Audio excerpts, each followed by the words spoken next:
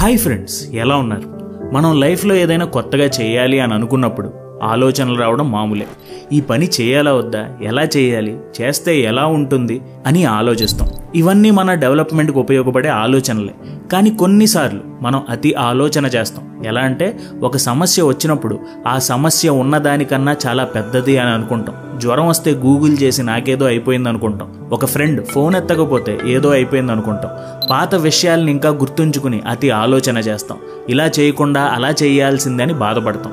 ఇవన్నీ అతి ఆలోచనలే. అతి ఆలోచన మనలో లేనిపోని భయాల్ని పుట్టిస్తుంది. అసలు అక్కడ ఏమీ లేకపోయినా ఏదో బేవత్సం ఉంది అన్నట్టు ఆలోచన క్రియేట్ చేస్తుంది. దీనితో మనం ఒత్తిడికి గురైపోతాం. ఉన్న ఆలోచనని ఉన్నట్టు ఊహించుకోకుండా ఒక పెద్ద దయ్యాన్ని చూసినట్టు మనం ఊహించుకుంటాం. దీనివల్ల మనకి ఒత్తిడి పెరిగిపోతుంది, స్ట్రెస్ పెరిగిపోతుంది. సో ఈ అతి ఆలోచన అనే దయ్యాన్ని ఎలా తరిమేయాలి అనే దాని మీద ఆలోచన చేసినప్పుడు నేను చదివిన పుస్తకం the stress prescription, written by Elissa Epel. ఇందులో ఈవిడ అతి ఆలోచనని, దానివల్ల వచ్చే స్ట్రెస్ని 7 రోజుల్లో ఎలా క్లోజ్ చేయాలనే దాని మీద ఒక 7 days గైడ్ లాగా ఒక 7 days ప్రోగ్రామ్ చెప్పారు. నేను స్టార్టింగ్లో దీనికోసం ఏమేం చేయాలో అని అనుకున్నాను. కానీ నిజానికి ఇది చాలా సింపుల్ 7 day ప్లాన్. ఎవరైనా చేయొచ్చు. కుదిరితే 7 days చేసి చూడండి. లేకపోతే ఈ 7 daysలో ఏ స్టెప్ నచ్చితే ఆ స్టెప్ని మీరు పర్సనల్గా ఒకసారి చేసి చూడండి. ఎందుకంటే ఒత్తిడి, ఈ స్ట్రెస్ అనేది ఈ మధ్యకాలంలో చాలా కామన్ అయిపోతుంది. ఒత్తిడి అంటే ఏదో పెద్ద విషయం అని భయపడాల్సిన అవసరం లేదు. అలాగని దాన్ని కనుక వదిలేస్తే అది ఎక్కువైతే కొంచెం కష్టంగా మారుతుంది. అండ్ ఈ వీడియో కోసం నేను రిఫర్ చేసిన ఇంకొక audio book how to handle the stress and pressure. ఒత్తిడి నుంచి బయటపడటానికి ఈ పుస్తకంలో చెప్పిన చిట్కాలు చాలా బాగున్నాయి. సో తప్పకుండా ఒకసారి ఈ ఆడియో బుక్ వినండి. స్ట్రెస్ మేనేజ్మెంట్ మీద ఒక ఐడియా వస్తుంది. అండ్ ఈ ఆడియో బుక్ మీకు కుకు ఎఫ్ఎంలో అవైలబుల్గా ఉంది. అండ్ కుకు ఎఫ్ఎం సబ్స్క్రిప్షన్ లేని వాళ్ళు కుకు ఎఫ్ఎం ఇప్పుడే ట్రై చేయండి. మన ఛానల్ వ్యూవర్స్ కోసం TGS50 అనే కోడ్ ఇచ్చారు. అది యూజ్ చేస్తే మీకు 1 month సబ్స్క్రిప్షన్ మీద 50% డిస్కౌంట్ వస్తుంది. సో డిస్క్రిప్షన్లో ఇచ్చిన లింక్ ద్వారా కుకు ఎఫ్ఎం ఇన్స్టాల్ చేసుకుని మీ మనసుకు నచ్చింది వినండి.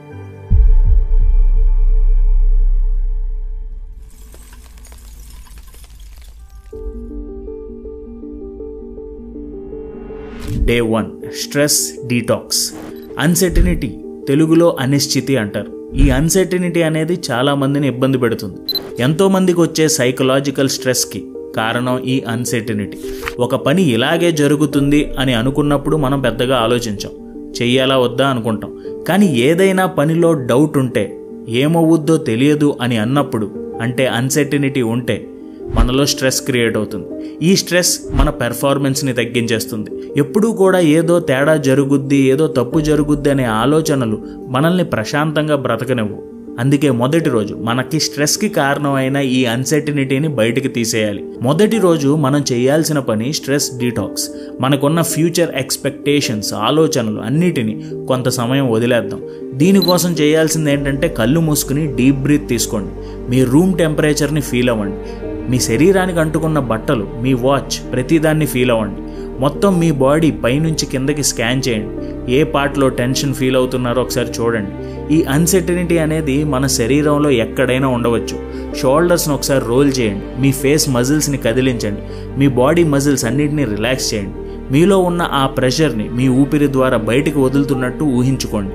ఇప్పుడు అడగండి, ఏం అన్సర్టనిటీస్, ఏం డౌట్స్ మిమ్మల్ని బాధ పెడుతున్నాయి? ఎలాంటి ఫ్యూచర్ ఎక్స్పెక్టేషన్స్ వల్ల మీలో స్ట్రెస్ పెరుగుతుంది? ఈ 2 ప్రశ్నలు అడగండి. అలా మీ బాడీని రిలాక్స్ చేస్తూ ఆ ఎక్స్పెక్టేషన్ని వదిలేయండి. ఫ్యూచర్లో ఏం జరుగుద్దో అనే భయాన్ని వదిలేయండి. అండ్ మీకు మీరు చెప్పుకోండి, this is the only way. Stress నుంచి బయటికి రావడానికి ఇదే దారి అని చెప్పుకోండి. స్లోగా వెనక్కి దేనికైనా ఆనుకుని రిలాక్స్ అయ్యి చెప్పుకోండి. కొన్నిసార్లు తప్పులు జరుగుతాయి, దట్స్ ఓకే. మనం ప్రెజెంట్ మీద ధ్యాస పెడదాం. మనం అనుకున్నట్టే పనులు చేద్దాం అని అనుకుని స్లోగా కళ్ళు తెరవండి. ఈ మెడిటేషన్ ఎక్సర్సైజ్లో ముందుగా మీరు మీలోని డౌట్స్ని, మీకున్న అనుమానాల్ని, దానివల్ల బిల్డ్ అవుతున్న ప్రెషర్ని బయటకు తీసేస్తారు. ఇది Day 1 మీరు చేయాల్సిన పని. Day 2, what's causing you pressure. Day 2లో మీరు చేయాల్సింది మీ కంట్రోల్లో లేని విషయాల్ని వదిలేయడం. బేసిక్గా మనందరికీ వస్తువుల్ని, పరిస్థితుల్ని, మనుషుల్ని మన కంట్రోల్లో పెట్టుకోవడం ఇష్టం. ఎందుకంటే మన ఆలోచనలు కరెక్ట్ అని అనిపించుకోవడం మనకి నచ్చుతుంది. మనల్ని ఇంకా పవర్ఫుల్గా అనిపించేలా చేస్తుంది. ఇది ఒక రకంగా పాజిటివ్గా మోటివేట్ చేస్తుంది. కానీ ఇందులోనే ఇంకొక కోణం ఉంది. అది మనం చూడలేకపోతున్నాం. అదేంటంటే, మనం కంట్రోల్ చేయలేని విషయాల్ని కూడా కంట్రోల్ చేయాలి అని అనుకున్నప్పుడు మనలోని ఎనర్జీ డ్రైన్ అయిపోతుంది.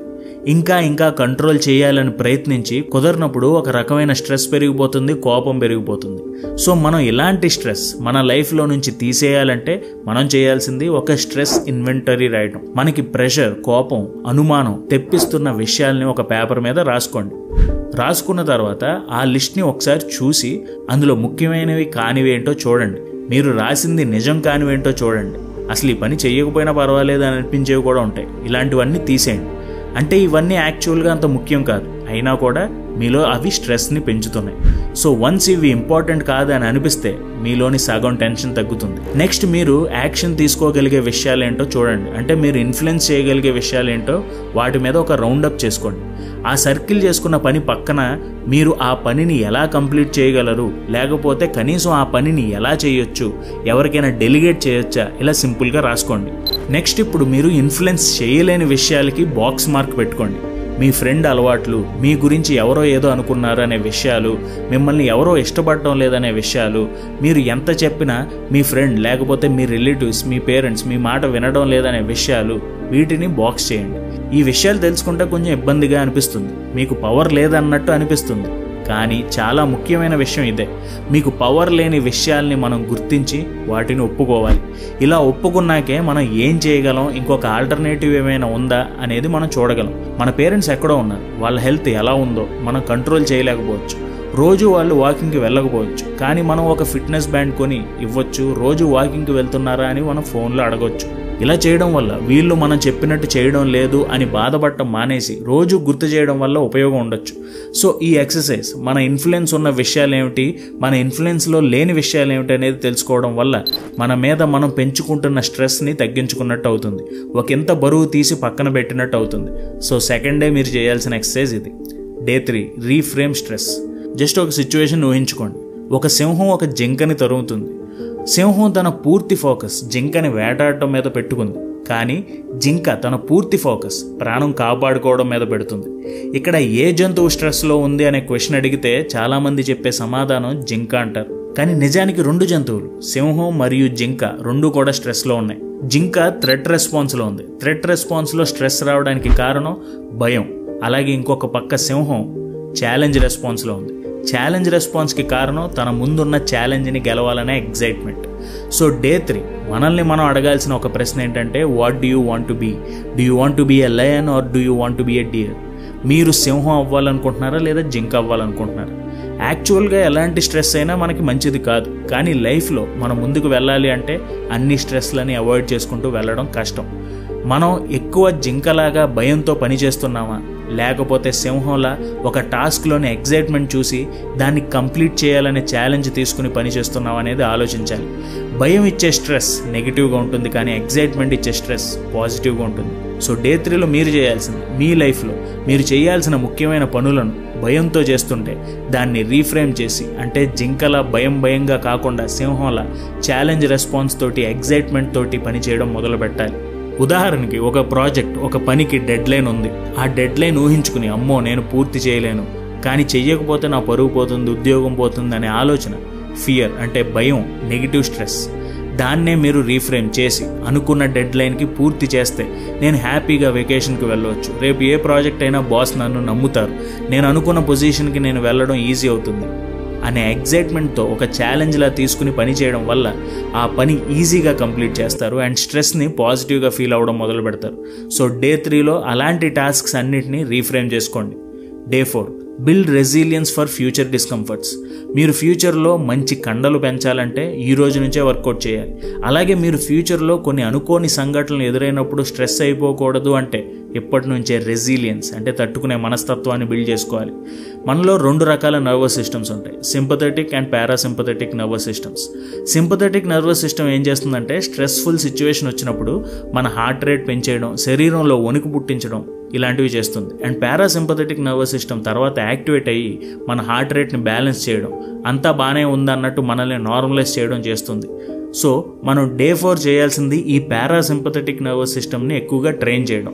దీన్ని ఎంత బలపరిస్తే అది అంత బాగా మనకు వచ్చే స్ట్రెస్ఫుల్ సిచ్యువేషన్స్ని హ్యాండిల్ చేస్తుంది. దీనికి పుస్తకంలో 2 దారులు చెప్పారు. మన పారాసింపథెటిక్ నర్వస్ సిస్టమ్ని ట్రైన్ చేయొచ్చు అని అంటున్నారు. ఇందులో మొదటి దారి ఎక్సర్సైజ్. మీరు అసలు ఎక్సర్సైజ్ లాంటివి చేసే అలవాట్లు లేవు అంటే స్టార్ట్ విత్ లో ఇంటెన్సిటీ వర్కౌట్, అంటే వాకింగ్ లాంటివి చేయండి. ఒకవేళ కొంచెం వాకింగ్ చేసే అలవాటు ఉందంటే జాగింగ్కి వెళ్ళండి.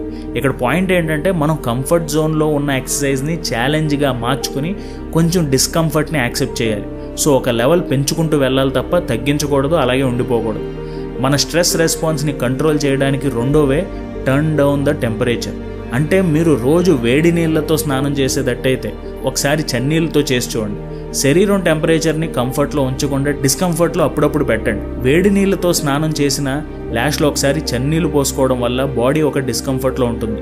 ఇక్కడ గోల్ ఏంటంటే టు ఫీల్ ఎనర్జైజ్డ్. చన్నీళ్ళతో స్నానం చేసినప్పుడు ఎనర్జీ లెవెల్స్ డిఫరెంట్గా ఉంటాయి. ఒకే రకమైన మోడ్లో ఉండిపోకుండా ఏదో కొత్తగా చేసాం, డిఫరెంట్గా చేసాం అనే థాట్ ఇవ్వడం వల్ల మనం కొన్ని డిస్కంఫర్ట్స్ని బ్యాలెన్స్డ్గా చూడటం మొదలు పెడతాం. సో డే 4 ఈ 2 ట్రై చేయండి. Day 5 connect with nature. మన మైండ్ని కామ్ చేయడానికి, మనల్ని మనం రీఛార్జ్ చేసుకోవడానికి చాలా ముఖ్యమైన ఎలిమెంట్ నేచర్. అందుకే చాలామంది వాళ్ళ పల్లెటూర్లు వెళ్ళినప్పుడు కొంచెం హ్యాపీగా ఫీల్ అవుతారు. The green effect. మన కళ్ళు ఎక్కువగా గ్రీనరీని చూస్తే ఒక సెన్స్ ఆఫ్ కామ్నెస్ వచ్చేస్తుంది. ఒకవేళ మీరు సిటీలో ఉంటే అవుట్స్కట్స్లో చాలా మంచి ప్లేసెస్ ఉన్నాయి. సో డే 5 మీరు చేయాల్సింది అలాంటి ప్లేస్ని తెలుసుకోవడం, ఆ ప్లేస్కి వెళ్ళి నేచర్తో కనెక్ట్ అయి రావడం. Day 6 breathe and rest. Day 6 మీరు చేయాల్సినవి 2 పనులు, బ్రీత్ అండ్ రెస్ట్ అంతే. ఎప్పుడైనా చూడండి, స్ట్రెస్ఫుల్ సిచ్యువేషన్స్లో మన ఊపిరి చాలా వేగంగా తీసుకుంటాం. దీనివల్ల మన నర్వస్ సిస్టమ్ స్ట్రెస్లోకి వెళ్ళిపోతుంది. సో ఎప్పుడైనా స్ట్రెస్ అయినప్పుడు మనం వెంటనే గుర్తు చేసుకోవాల్సింది కంట్రోల్ యువర్ బ్రీతింగ్. దీనికి ఉపయోగపడే ఒక అద్భుతమైన breathing technique 4-6-8 breathing method. So day 6లో ఒక కామ్ ప్లేస్లో కూర్చోండి, కింద అయితే ఇంకా మంచిది. కూర్చుని మీ రైట్ హ్యాండ్ని మీ పొట్టపైన పెట్టుకోండి. ఇప్పుడు ఊపిరి తీసుకుంటూ 4 లెక్క పెట్టండి. మీ బెల్లీని ఊపిరి తీసుకుంటున్నప్పుడు ఫీల్ అవ్వండి, మీ చేయి పైకి కదులుతుంది. నెక్స్ట్ తీసుకున్న ఊపిరిని 6 కౌంట్కి హోల్డ్ చేయండి. నెక్స్ట్ 8 కౌంట్తో నోటి నుంచి స్లోగా మీరు తీసుకున్న గాలిని వదిలేయండి. మీ బెల్లీ కూడా రిలాక్స్ అవుతుంది. ఈ టెక్నిక్ని కనీసం 5 మినిట్స్ చేసి చూడండి. ఎలాంటి స్ట్రెస్లో ఉన్నా ఇమీడియట్ రిలాక్సేషన్ వచ్చేస్తుంది. సో డే 6 మీరు చేయాల్సిన ముఖ్యమైన పని ఇది. Day 7 practice gratitude. సో వారం రోజుల్లో 6 రోజులు స్ట్రెస్ని తగ్గించే అన్ని విషయాలు తెలుసుకున్నారు. సో చివరి డే ఇంకొక అసలైన విషయం మీరు తెలుసుకుంటారు. డే 7లో మీరు కృతజ్ఞత మీద కాన్సన్ట్రేట్ చేస్తారు. మీ మూడ్ని బూస్ట్ చేయగల అద్భుతమైన ఆయుధం గ్రాటిట్యూడ్. దీనివల్ల మీ రిలేషన్షిప్ బాగుంటుంది, బ్రెయిన్లో ఉండే నెగిటివిటీ తగ్గుతుంది, ఇలా చాలా ఉన్నాయి. దీనికి మీరు చేయాల్సిన ఎక్సర్సైజ్, ఉదయం లేచి అన్ని పనులు చేసుకున్నాక ఒక పెన్ అండ్ పేపర్ తీసుకుని మిమ్మల్ని మీరు కొన్ని ప్రశ్నలు అడగండి. ఈరోజు నేను ఏ పని చేయడానికి ఎక్సైటెడ్గా ఉన్నాను, నా లైఫ్లో నేను మెచ్చుకునే 3 విషయాలు ఏమిటి, నా జీవితంలో నేను కృతజ్ఞత చూపించాల్సిన 3 వ్యక్తులు ఎవరు, ఇలా అడగండి. మీ డే ఎంత స్ట్రెస్ఫుల్గా ఉన్నా ఈ 3 క్వశ్చన్స్ అడగండి, దాని ఆన్సర్స్ రాయండి. మీ మూడ్లో చాలా చేంజ్ వస్తుంది. అలాగే ఈవినింగ్ మళ్ళీ కూర్చుని పెన్ అండ్ పేపర్ తీసుకుని మిమ్మల్ని మీరు ఈ ప్రశ్నలు అడగండి. ఈరోజు నాకు ఆనందాన్ని కలిగించిన విషయం ఏమిటి, ఈరోజు నేను ఏం సాధించాను, ఏ విషయం నేను అనుకున్న దానికన్నా బాగా చేశాను, నేను గర్వించదగిన విషయం ఈరోజు ఏం చేశాను, ఇలాంటి ప్రశ్నలు అడిగి రాయండి. ఇదొక గ్రాటిట్యూడ్ ఎక్సర్సైజ్లా చేయండి. మీరు అనుకోవచ్చు ప్రతి ప్రశ్నలో అంతగా ఏం జరగలేదు, నా లైఫ్లో ఎవరూ లేరు, ఇలాంటి నెగిటివ్ ఆన్సర్స్ వస్తున్నాయని. మీరు లైఫ్లో చిన్న చిన్న విషయాల్ని మీరు గుర్తించడం మానేశారని మీరు తెలుసుకోవాలి అండ్ వాటికి గుర్తింపు ఇవ్వడం నేర్చుకోవాలి. మన ప్లేట్లో మనం తింటున్నామంటే, డైలీ ఉతికిన బట్టలు వేసుకుంటున్నామంటే, ఏదో ఒక పని చేస్తున్నామంటే మనం కృతజ్ఞతగా ఉండాల్సిన మనుషులు, పనులు ఉన్నాయి. వాటిని గుర్తించి గుర్తింపు ఇవ్వాలి, ఈగోలు పక్కన పెట్టాలి. ఇలా మీరు 7 డేస్ని ప్లాన్ చేసుకుంటే మీరు మీ జీవితంలో ఉన్న స్ట్రెస్ని అవలీలగా మేనేజ్ చేస్తారు, అతి ఆలోచనని తీసి పక్కన పాడేస్తారు. అండ్ వీడియోలోని ముఖ్యమైన విషయాలను గుర్తుంచుకోవడానికి ఒకసారి క్విక్ రివిజన్ చేసేద్దాం. Day 1 stress detox. Day 1 meditate చేయండి. మిమ్మల్ని స్ట్రెస్కి గురి చేస్తున్న పనులు, దానివల్ల వస్తున్న భయాన్ని వదిలేసి ఆలోచించండి. తప్పులు జరుగుతాయి, కంగారు వద్దని చెప్పుకోండి. Day 2 what's causing you pressure. మిమ్మల్ని స్ట్రెస్కి గురి చేస్తున్న విషయాలు గురించి ఆలోచించండి అండ్ అది మీ చేతిలో లేకపోతే దాన్ని మీరు ఏం చేయలేరని యాక్సెప్ట్ చేయడం మొదలుపెట్టండి. Day 3 reframe stress. మీ లైఫ్లో మీరు చేస్తున్న పనులను భయపడి చేస్తున్నారా, అయితే దాన్ని రీఫ్రేమ్ చేసి ఛాలెంజింగ్గా ఉండేలా ఆలోచించండి. Day 4 build resilience for future discomforts. రోజు ఎక్సర్సైజ్ చేయండి, కోల్డ్ షవర్స్ తీసుకోండి. ఇది మీ పారాసింపథెటిక్ నర్వస్ సిస్టమ్ని ఫ్యూచర్లో వచ్చే స్ట్రెస్ నుంచి డిఫెండ్ చేస్తుంది. Day 5 connect with nature. అన్నీ వదిలేసి నేచర్తో కనెక్ట్ అవ్వాల్సిన రోజు day 5. Day 6 breathe and rest. 4-6-8 meditation టెక్నిక్తో మీ మైండ్ అండ్ బాడీకి కామ్నెస్ ఇవ్వండి, ఫుల్ రెస్ట్ తీసుకోండి. Day 7 practice gratitude. Gratitude practice చేయండి. లైఫ్లో దేనికి కృతజ్ఞతగా ఉండాలో ప్రతిరోజు ఒక నోట్స్లో రాయండి. ఇలా మీరు 7 డేస్లో స్ట్రెస్ని తీసేయండి. లైఫ్లో దీన్ని ఒక ప్రాక్టీస్గా పెట్టుకుని జీవితంలో ముందుకు వెళ్ళిపోండి. ఈ వీడియో ఎలా అనిపించింది? కొత్తగా ఈ విషయం తెలుసుకున్నాను అని ఏమైనా అనిపిస్తే అదేంటో నాకు కామెంట్స్లో తెలపండి. Thank you so much for watching our videos. జై హింద్.